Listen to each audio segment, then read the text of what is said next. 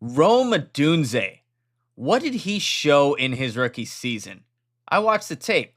Now I get to share some of my top takeaways. Let's go. Bend over to your right. What the was that? What's up, Bears fans? People want to hear me talk.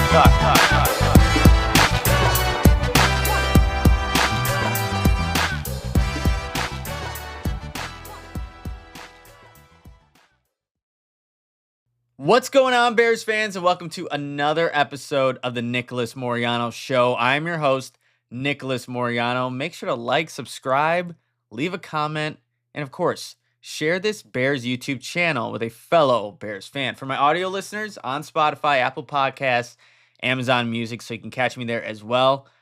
Guys, it's been a while. I apologize for the hiatus, but it is the dead period in the NFL, so been not doing as much Bears content. But this past weekend, fiance, she was at a bachelorette party in Nashville, so I got an opportunity just to sit down and watch a bunch of Rome Odunze tape, even actually yesterday too, to prepare for this video. So I wanted to come on here and just share my top takeaways about the second-year wide receiver now and what he showed in his rookie season and what he's still capable of. And there's plenty to be excited about. So I'm going to share some of those top takeaways from a rookie season, you guys. 54 catches, 734 yards, 3 touchdowns. A guy that had 2 100-yard receiving games, one against week 3 against the Colts and then week 9 against the Arizona Cardinals. But in 13 games, he was held under 50 receiving yards. So there's a lot left to just be excited about, especially since Ben Johnson is now the Bears head coach, signal caller, to, I think, help elevate, unlock, to reach the full potential that Rome Odunze has. So we're going to get into it, what I did over the past weekend, and like I said, on Monday, to get a better understanding of Rome Odunze. I rewatched 3 of his games. So 181 total reps where he was on the field. And I watched weeks 11 through 13. So that would be Green Bay versus Minnesota, and then at Detroit. Just as NFC North rivals, right? The teams that he's going to see twice a year for hopefully a very long time. So I looked at those 3 games, took a bunch of notes. I mean, it's just probably an unhealthy amount of notes, but every single rep has something. And I wish, and to preface, there's not going to be any all 22 film in this video. The last thing I want to do is get my YouTube channel flagged or, anything bad happening before training camp. It's less than a month away now. So here are my notes, though. Top takeaways. And I'll split up into 4 categories for you so we can better understand Rome, what he did well, what he still needs to improve on, and why, again, I'm so excited about him going into year 2. First category, though, let's talk about Rome Odunze and his route running. So I posted a clip of him versus Terrion Arnold, that would be the Detroit Lions cornerback, first-round draft pick, right? Someone that they're high on, obviously, Detroit, and it was just a 3rd down rep. I believe it was 3rd and 6, and Rome is locked up one-on-one and runs an out-breaking route, but sets up Terrion Arnold inside out, is able to get back outside and secure the first down, gives them the first down signal catch. That's what you're going to get from Rome Odunze.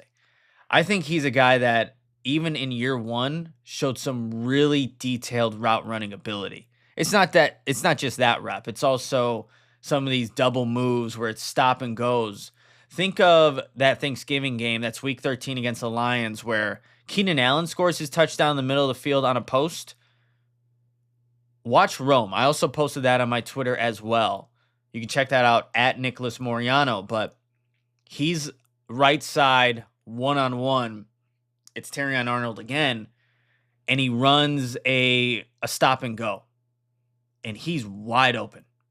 And Caleb has some traffic a little bit and has to step up into the pocket, so maybe that's why he didn't see Rome, but his route also put that middle of the field safety in a bad spot, where he saw his corner, his teammate get cooked.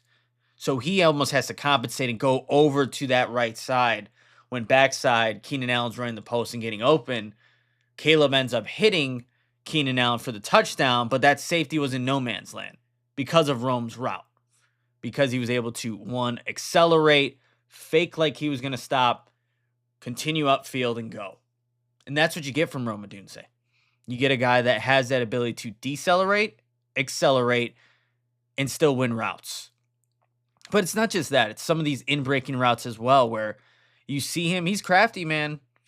Doesn't look like he's a guy that's counting his steps or someone that's so focused on, okay, I need to be at this landmark, and then he's not thinking, which is good. You don't want to be thinking and then try to run your routes. It seems very polished to him. And that's why I'm really excited, because as a route runner, too, what I was seeing just in those 3 games that I watched, and this is kind of combining one of the other takeaways, he was more of a decoy with the routes because he's not the main target. And I do actually want to save that for the second part of this, but when he was asked to be the main target on these routes, I thought a lot of times he was doing his job. Now, that's not to say he was perfect, because that would be a lie. There are a couple of routes, and now this would be against Minnesota. That was the last game I watched. I went Green Bay, Detroit week 13, and then I went back to week 12 against Minnesota. And there's a couple of times in that game against the Minnesota Vikings at home at Soldier Field where the Bears lost in overtime, where on some of these in-breaking pivot type of routes, he's jumping into it. And I didn't understand exactly why Rome was doing that the way he was doing, but on those types of routes where he is almost kind of, I like to say, dancing with the cornerback, where he's not really challenging him vertically. Not challenging vertically to where it's going to get the corner to continue his back pedal or threaten him. Kind of just chop, chop. And then he jumps in the air. And all the DB really has to do to stop that is get a nice jam on him. And boom, the whole play is disrupted. If Caleb was intending to go to Rome, that play is disrupted now off the timing because of that jump in the air. You're not making the DB miss, getting a hand strike, and then you're not able to run the route exactly how you want to run it. But those were, I would say, few of the times. I will say this too, when he was running some of these vertical routes, it's not like he's always creating separation. DBs are running side by side with him. So I did have that noted down where outside right runs a seam, runs a vertical route, DB's there step for step. So that's going to happen with every single wide receiver, but that's just the truth. It's not, like I said, I'm not here to, gas up Rome for no reason. I'm really excited about it. So some of these routes, though, some of the vertical separation, it wasn't there, but that's all right. Because I do think, now this is something that, just my opinion, and this is going to get into that second tier here of one of my top takeaways. When you're not the main target, I think it's natural to take some plays off. And I think we saw that at times with some of the route running where, if you're on the outside, you're outside of the numbers to the right side and the play's designed to go left and Caleb's eyes are only looking left, how hard are you running that vertical route? Knowing that you're not getting the ball on this rep. The ball is designed to get out quickly, opposite side. And I thought I saw that at times where there was an over route, some of those vertical routes up the seam, where the play is clearly designed to go anywhere but Rome. So you saw that. I thought I put in my notes, kind of a slow rep from Rome. And maybe he was hurt at that time. I couldn't tell you, but there were just times I know I had that in my notes. But this, again, we're in that second tier now. He's a decoy. There were a lot of times, and I will have an article on this entire premise, Rome Odunze, what I saw from him in year one. But there were times where, whether he was trips, in a trips alignment, whether he's in the middle, outside, he's looking to clear out space for somebody else. I know I'm going to have a clip with a play from Cole Kmet. Believe it's a 3rd down and 4 play against Detroit, where it's kind of a stacked alignment. Rome is on the line of scrimmage. Cole Kmet motions from his outside alignment inside, kind of behind Rome. And what Rome does, because those DBs are kind of stacked along each other, he's just running vertical. So he's trying to not only take his man out of the play, but also Cole's guy out of the play. And that was just enough separation for Cole to run his out route, Caleb to dot him near that left sideline, pick up 5 on a 3rd and 4. But I saw that so many times where Rome was helping Keenan Allen get open. And look, Keenan could get open by himself, even, at his age last year. Like, there were times where I'm watching the film, like, damn, that's a nasty route by Keenan. But there were just plays and designed for Rome. Hey, take your guy vertically so we can clear something underneath. I saw that a lot. It wasn't just, and it was in all 3 games too, where he's doing that designed to help out to help out Keenan, to help out Cole, to help out DJ, help out DeAndre Swift in some of these plays just in the flat. And that's where I thought, man, is that because of and this would be at this point, Thomas Brown calling the plays when I'm watching all these games. Is that just, you know what Keenan is at this point of his career? You know how he's a nuanced route runner himself. You just feel better about those matchups. So you want to give him those types of plays as opposed to Rome. But when you're that late in the season, you have a number 9 overall pick. You want to see plays designed for him. And he did have some, but it definitely wasn't to the amount that DJ got, that Keenan got. And that's one of the reasons why I'm really optimistic and hopeful for what Rome's going to do in year 2. Because some of those targets that I think Keenan Allen got, man, you just not slide it down, but you give those to Rome Odunze now. And I think, too, if Ben Johnson's true to his word, how you practice and the effort you put in before the game will not dictate, but really truly influence what that production input's going to look like on game days. Rome's going to be just fine. He's a hard worker, and it shows, too, in one of the other categories I want to get to. But if that's the case, then you're going to see a lot more opportunities for Rome Odunze.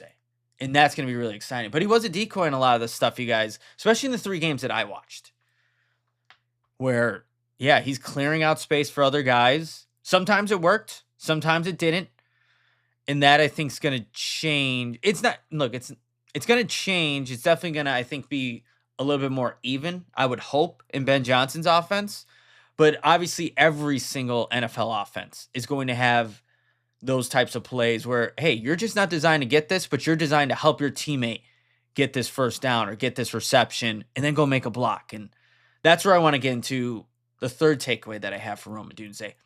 All right, everybody, we got to take a quick timeout because I have to tell you about some amazing sponsors. Let's start with Windy City Sports Cards. They specialize in buying and selling all things related to Chicago sports. Whether you're a diehard fan of the Bears, Bulls, Cubs, White Sox, or Blackhawks, they've got you covered with an extensive selection of sports memorabilia and collectibles. In addition to those Chicago-focused items, everybody, they also offer a vast collection of sports trading cards and memorabilia from your favorite teams and players. Visit their online store to find exactly what you're looking for to complete your collection or to discover a new favorite. Check them out at 312-WindyCitySportsCards.com. That's 312-WindyCitySportsCards.com. And of course, I have to tell everybody about my friends at Protein 2.0. When you need hydration and protein, it doesn't get better than Protein 2.0. You get your 20 milligrams of protein, or 20 grams of protein, 20 grams of protein, your 350 milligrams of electrolytes, and a great tasting flavor like orange mango. Sign me up. That's why I'm always drinking Protein 2.0. And I love the goal that Protein 2.0 has. Look, they make it easier to get the protein and hydration your body needs without all of the unnecessary junk. You can pick up Protein 2.0 at Amazon or Target, everywhere where people shop. So make sure to check out Protein 2.0 dude, try the orange mango. You'll thank me later. Get your protein, get your electrolytes, and get a protein drink that actually tastes great. Run blocker. For when I watched Rome Odunze, all effort. He shows a lot of effort in his run blocking. Think back week 11, Green Bay, where Rome is actually lined up in the backfield. DJ comes on a jet sweep. They're going to the left side of the field, and Rome's a lead block out of the backfield, and he buries the Green Bay Packers cornerback on the sideline, takes him to the ground. You love to see that. You love to see the plays too, where there was another play in that Packers game. The Bears were marching down the field, getting towards the Packers end zone, and he has a tight alignment right to the left of Cole Kmet. And what Cole's doing, he's blocking down on Van Ness. And then you see Rome come in and clear things out. Van Ness ends up on the ground because of Rome's block. You're like, okay, the rookie wide receiver is showing effort. A lot of traffic in there. Usually not spaces where, usually spaces where you can get your foot stepped. There's a lot of bad things that can happen. Rome said, hell no, let's get in there. Let's push down the defensive end and help out my teammate. Love seeing that. So you love to see the effort. There were plays where Caleb extends a play, or it's even a design run where he's rolling right, and Rome has to block that DB for the whole entirety of the play. And guess what? He's doing that all the way until Caleb's able to reach the sideline. Love that type of effort from him. And again, that takes, when you're not somebody that's getting a lot of the majority of the targets, when plays are being designed to go to other wide receivers, I can imagine that throughout a game, it's just, it can be tough to want to do some of the dirty work. But Rome, when he's been in the locker room, press conferences, on the field, has shown he's a great teammate. And you could see that on tape and all the other places I just talked about. So you see that a lot. Now, I will say this too about Rome. There were plays, especially in the game against Minnesota and Detroit, where the run blocking wasn't there. And what I mean by that, to me, what it looks like, again, not an effort thing. It's not an effort thing. Even actually in the game against the Green Bay Packers, there's a rep on some of these quick screens, you guys, where Rome is either just too slow to get over to the DB that he has to block, or he's too preoccupied with the guy that's covering him, and it looks like he's designed to go block the outmost cornerback. And so you saw that a lot on some of those quick hitting screens. And is that by design? Like it wasn't the right designs where Rome can get out there? Is it Rome thinking too much? Like, who am I blocking here? Who's the immediate threat? And then by the time you think about that snap, it's over. DJ Moore's getting tackled for no gain or a 2-yard loss. Like, I saw that in the 3-game span. I saw that a lot. But I just don't think it's an effort thing or that Rome's not strong enough. That didn't feel like the conclusion there. To me, it looked like Rome just, again, hesitating, not getting out quick enough, and maybe just not knowing the assignment based off of how these DBs were lined up and what he needed to actually do. So again, that can definitely be improved. It needs to be improved, especially if you want to hit some of those quicker screens where you don't have all the linemen going out there to block. And that's perfectly fine. So that maybe is when Ben Johnson's evaluating the tape, like, here's how we can get you better. Here's how we can get you in a more advantageous positioning to make those blocks. I know on DeAndre Swift's long touchdown run. Look at the block that Rome puts out there. That's on the linebacker too. That's on the linebacker. He seals him inside. That helps DeAndre Swift get outside, make a move, and score his 40-plus yard touchdown. You love seeing that from Rome Odunze. So again, I talked about a linebacker he's blocking. Obviously DBs, but defensive ends too. The guy showed no fear. And that's, again, another reason why I'm super optimistic about all the ways he can help an offense is because of how willing he is as a teammate, a team player, to do the dirty work. But also, here's this last category too. Contested catches, man. When Rome was asked, hey, you're going to get this play, guys, he more times than not came down with the football. And just looking at PFF really quickly, I have the grades right here. For Rome Odunze, he had a contested catch percentage of 72.2%.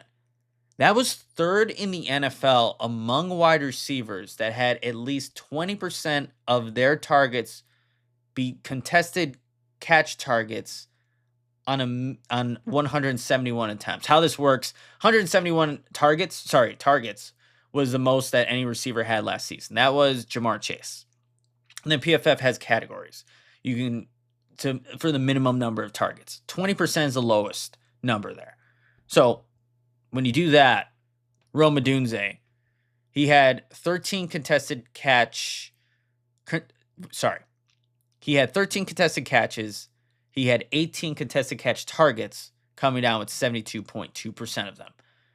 And when you think about some of those contested catches, they also happen at some of the most critical times in those games.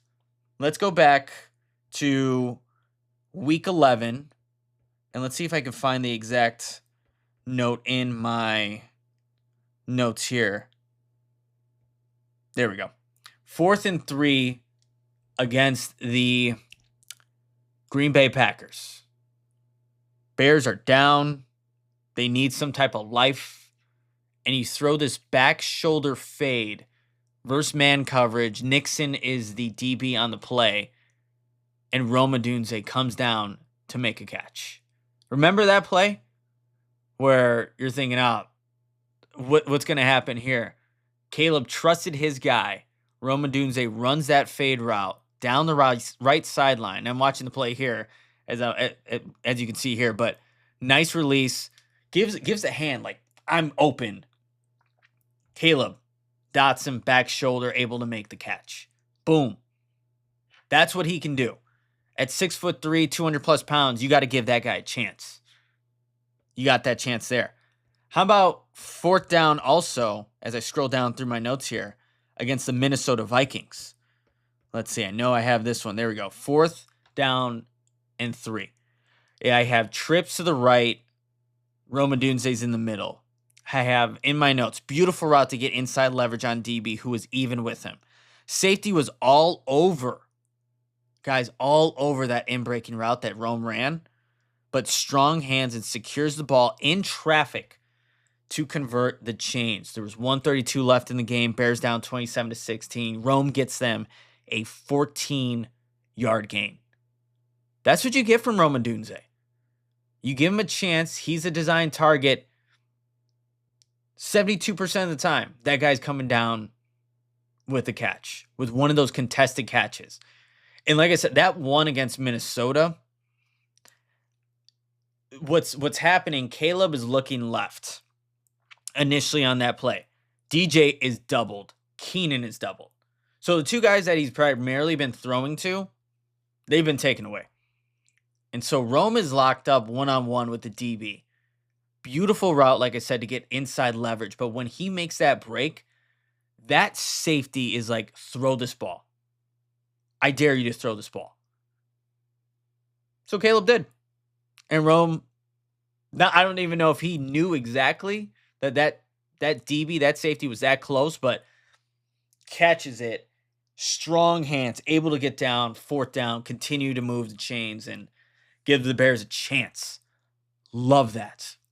And that's what you want to see more of. Just Rome just getting those opportunities, you guys. And that's where I want to close this video off. A quicker video, but to highlight exactly what I'm seeing from Rome. Ben Johnson just needs to give Rome opportunities, man. Where he's the number one target.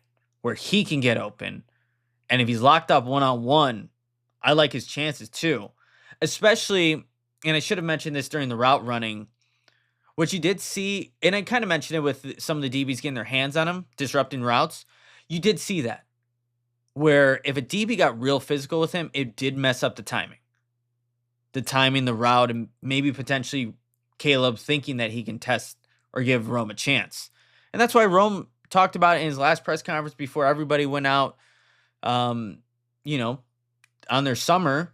Like, he wanted to add more lean body mass and just get a little bit heavier up top so he can withstand some of those physical hand fighting. I think that's going to really help him in year 2. Because if you're not able to get Rome off of his mark and keep him on pace on his route where the timing is still matched up, you're going to have a problem if you're a DB. You're going to have issues because it's a guy that is a nuanced route runner. He's only going to get better. I think having Antoine Randall L there too is going to definitely help. But Ben Johnson's schemes, his play designs, they're going to help too. To get a guy like that open, more involved, more of a factor in games. Because when you have that, and you don't have Keenan Allen too, yeah, he better be. He better be a bigger factor, and he will be. I'm really confident that he will be. So that was Rome Odunze's rookie season. What I saw from him, good and bad. Good and bad. So just being real with everybody here. But there's a lot to be optimistic about for what he can do in year 2 with Ben Johnson as head coach / play caller. And then Caleb Williams taking that next step. Because there are also plays within those 3 games where, man, what was it? It was Minnesota. So I'm trying to think of the exact play, but he's lined up on outside right of the numbers, and he runs this vertical route in between the sideline and the numbers, and there's this sliver of space where it looks like Rome has a chance to, he looks like he has a chance to score this touchdown. And the ball just sailed. Not sailed too much, but it was just out of Rome Odunze's reach. He tries to go up and get it, and it would have been the front pylon, right corner, where it would have been, hey, that's a dot. That's a great catch by Rome, but it was off. And we saw a bunch of those plays, you guys, where, think of Seattle. Rome's running in the middle of the field. He kind of throttles, and Caleb thinks he's going to keep going, and they're just off there. So those need to be corrected. And it's going to take time. This is a new offense. You're still learning each other, only going into year 2 together. But once Caleb and Rome start getting more on the same page, where they know exactly where they're going to be without thinking too much, like I said, you should be excited. I'm excited. That's why I went to go watch film and posted some of these clips of Rome Odunze in June. Because I'm excited. I want to see what he can do.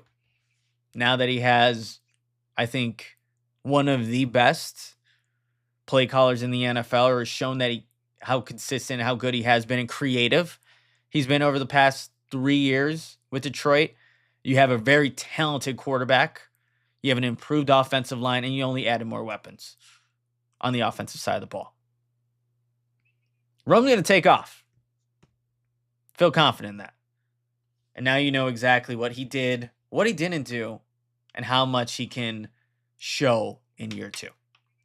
But guys, that's going to wrap it up for this video. This is going to be my goal for the rest of the summer until training camp starts, is to get more of these types of videos. Shorter videos that highlight exactly what I'm seeing on tape. Because I think when we're going through a season, sometimes you're like, if you were to ask, like, how did Rome do? You just maybe look at his stats. You're like, yeah, decent season, but why did that season become the way that it was? Well, that's why you just got to go back and just watch some of the reps. 181 reps I watched. Took notes. Like, just so we're all clear here. I mean, I don't know if you can't really see all of that, but yeah, it's all on the tablet there. Just writing down things. Just jotting them down. So I can get a better understanding too. So I have a clearer picture of who the player is going into year 2. And now it's a new offense, new scheme, new everything. But now I have a better understanding. So that's going to be my plan, to keep doing this with other players. Maybe I'll leave it up to you guys who you want to see next or want to hear about, but it's fun for me. It's time consuming. That's the only thing. It's time consuming as hell to just watch these reps, and I rewind. It's not like I'm watching one rep one time. It's multiple times and then just jotting down notes. But I think it's a fun exercise. I hopefully educates you guys a little bit more. It definitely educates me. And like I said, I do enjoy doing it. But that's Odunze. We'll see which player I break down next, but appreciate everybody for tuning in, watching this video, and just kind of hanging out while I went in depth and I don't know. When my fiance was gone on her bachelorette party, I was staying up late, just watching film in the dark, like a loser. But I was doing it. It was fun. So that's what you get from me. All right, guys, that's going to do it for this episode. Make sure to like, subscribe, leave a comment. Maybe the next player you want to watch, or what you liked or didn't like about this video. And then for the audio listeners, we are on Apple Podcasts, Spotify, Amazon Music as well. Please rate this show, share with a fellow Bears fan. It's going to help me grow just in time for training camp. But guys, that's going to do it for this episode of the Nicholas Moreano Show. I will be back. Don't know exactly when, but you know what I'll be doing. Watching more of this tape so I can inform you guys. But appreciate you guys, and I'll see you guys next time. Bend over to your right. What the was that? What's up, Bears fans? People want to hear me talk.